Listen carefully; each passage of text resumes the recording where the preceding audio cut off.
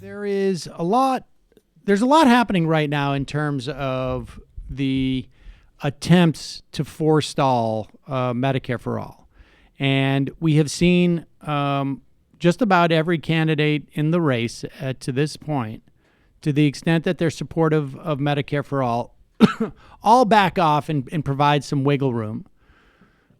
We have seen a lot of commentators, ostensibly on the left. I mean, I got criticized by somebody on Twitter for talking about that John Favreau clip from Favreau or the other one? Love it. From Pod Save America. And somebody criticized me like, did you listen to the whole podcast? And I'm like, no, I listened to the part that they cut and put on there, that they cherry picked because they were trying to make a point, and I was refuting that point, which is that there is an ideological difference. And there's even more importantly than an ideological difference, because I personally feel that you can very easily get too caught up in ideology. But there is a fundamental difference between how we do Medicare for all, or the idea of Medicare for all and simply providing universal coverage. Universal coverage is certainly one of the reasons why you would want Medicare for all. That's the point. But the other idea is that you want to take it off the table. You don't want it to be so Byzantine. You don't want it to be a function of your employment. You want to reduce the cost of Medicare for all. And the fact is that we know you cannot reduce the cost of health insurance if the vast majority of people are on private insurance. It's simply not possible unless you're willing to impose strict cost controls across the board by the government. Now, if you want to raise that, if you want to say we're going to apply strict, mandatory, statutory, federal cost controls, an endoscopy can only cost so much. This type of surgery can only cost so much. I mean, Medicare will do that for all, will do that in terms of reimbursement rates. It will create downward pressure. But the only other way to achieve that, if you're going to have disparate payers of healthcare, is to impose strict statutory federal cost controls. And then you're having to create a whole new bureaucracy that is redundant and then frankly is going to squeeze. It's going to have to squeeze the insurance companies anyways. Yeah, and you leave an industry alive that wants to get rid of the cost controls. It's like the frog and the scorpion. That's also true. You're going to, I mean, I don't think politically it's doable, but in terms of just like, if your agenda is to cut the cost of healthcare and give it universal, there is really no other way to do it. I think you can maintain a smaller private insurance, like I say, supplementary, but you can't have them provide health insurance for everyone. It's just not going. It's just physically not going to work. The UK has had Bupa for a long time, but nobody really. I mean, it's just for rich people, basically. Yeah, exactly. I mean, if it makes it more palatable for Howard Schultz to have Medicare for all, and he still has his private doctor. And is paying his private doctor with his private health insurance, then God bless.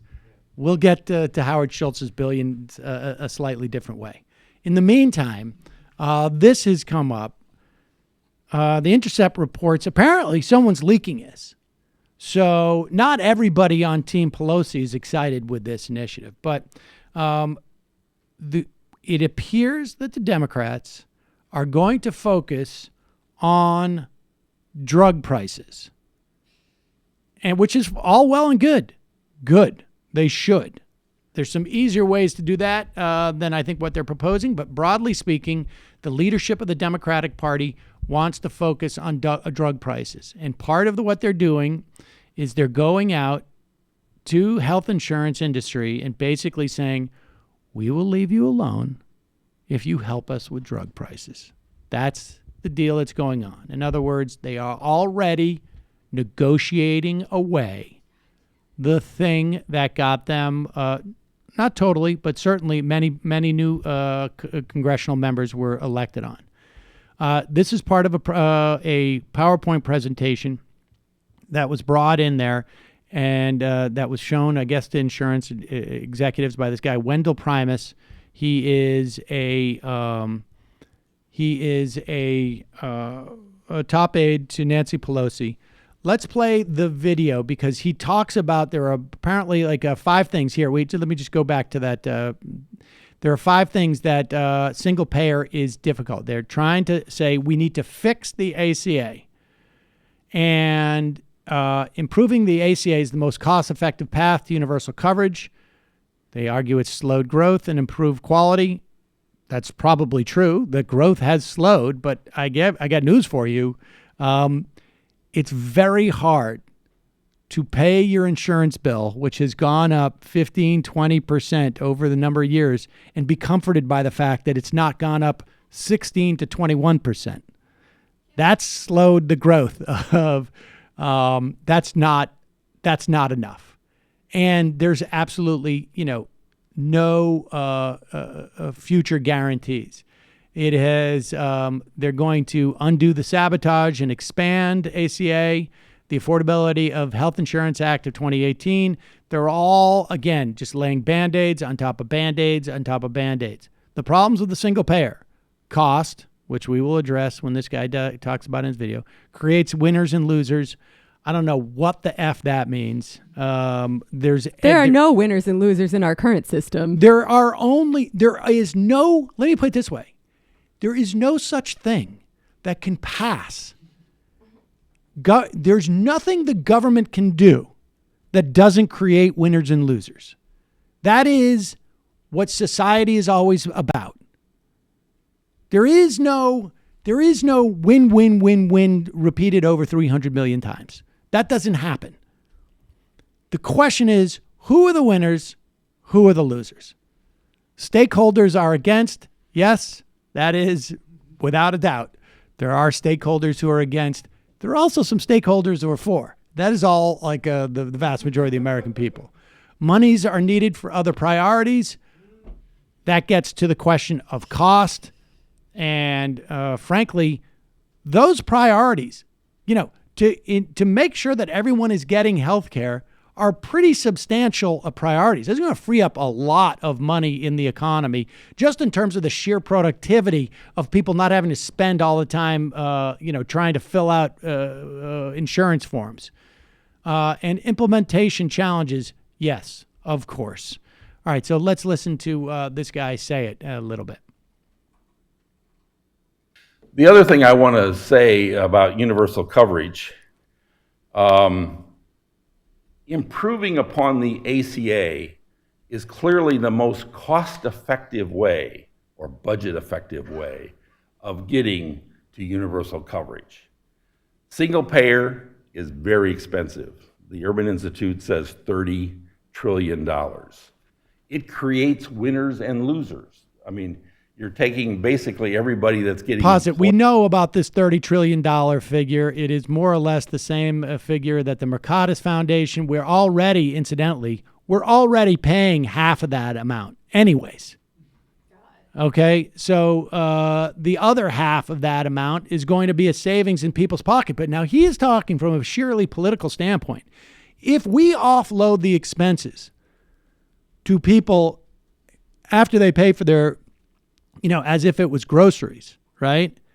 Then the government is not accused of spending too much money.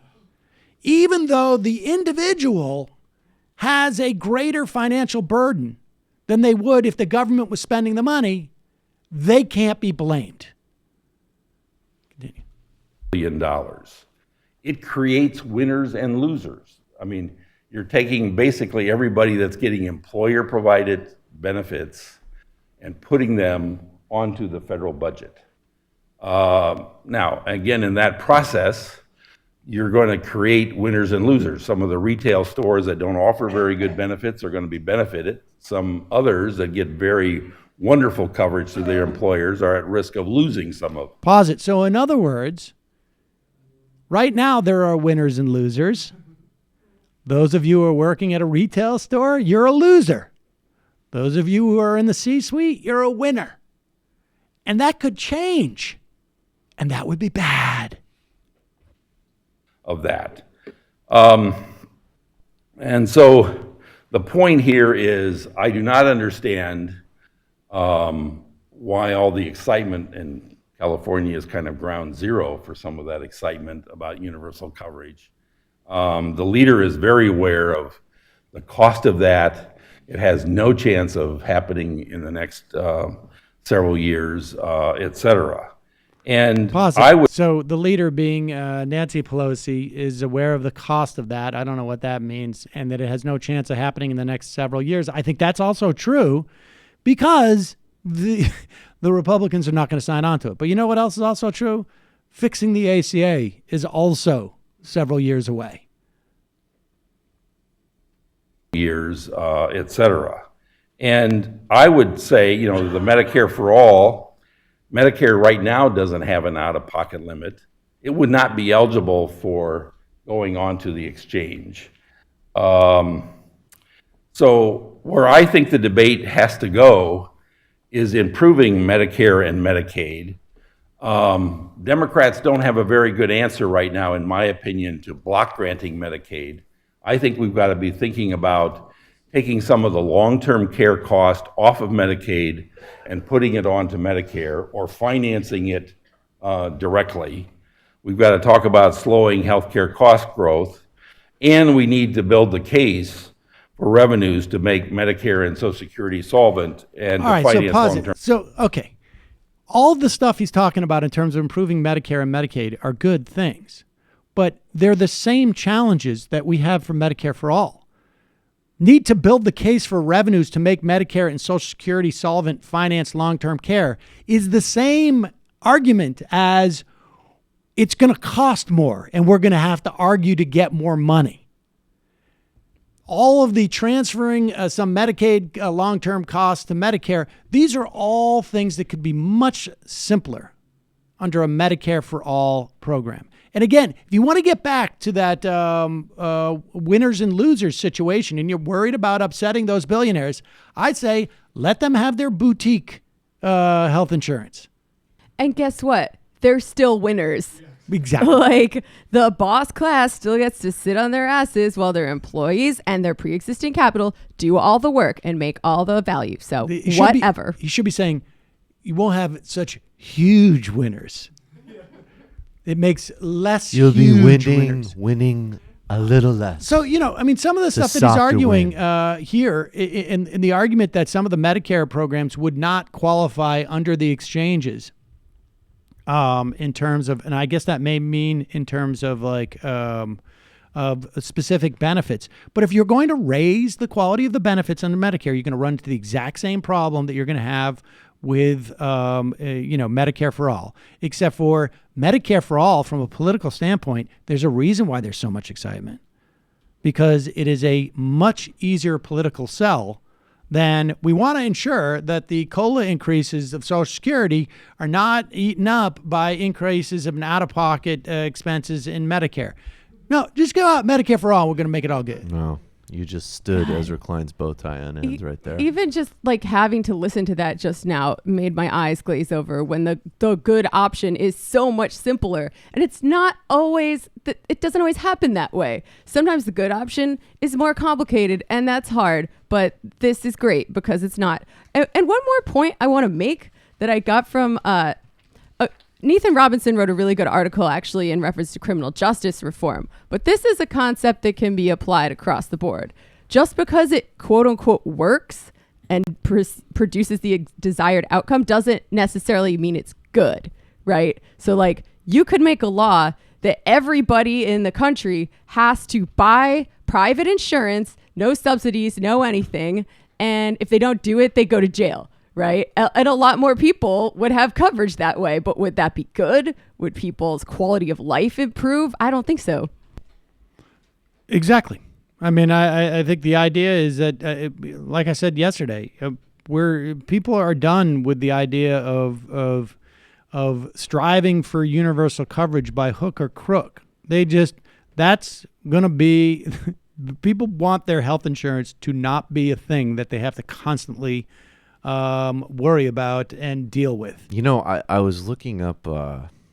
Forget where I came across this, but who was the guy? He ran for Senate in '93 or was it '91? Harris Wofford, I think. He ran for. Basically, he was the guy. His Senate race was in a lot of ways the template for Bill Clinton's '92 race. But what was funny was the centerpiece of it was, I don't think it was single payer, but it was universal health care. Some version of pretty, by that standards of that time, very aggressive. And apparently he put out an ad and that reversed a 40-point deficit. He ended up winning a race down from 40 points. And it was like our forefathers correctly gave everybody the right to a legal process because they understood that everybody needed that because they were a bunch of lawyers and people attuned to that. And the guy was like, I'm a doctor. And if the founders were doctors, everybody would have health care. Right. So it's exactly the same thing as far as any type of basic starting point in this system. It needs to be simple. Keep it simple. Exactly. It needs to be simple. I wonder how that guy's health's doing. Tim Speaking from of Boston. healthcare.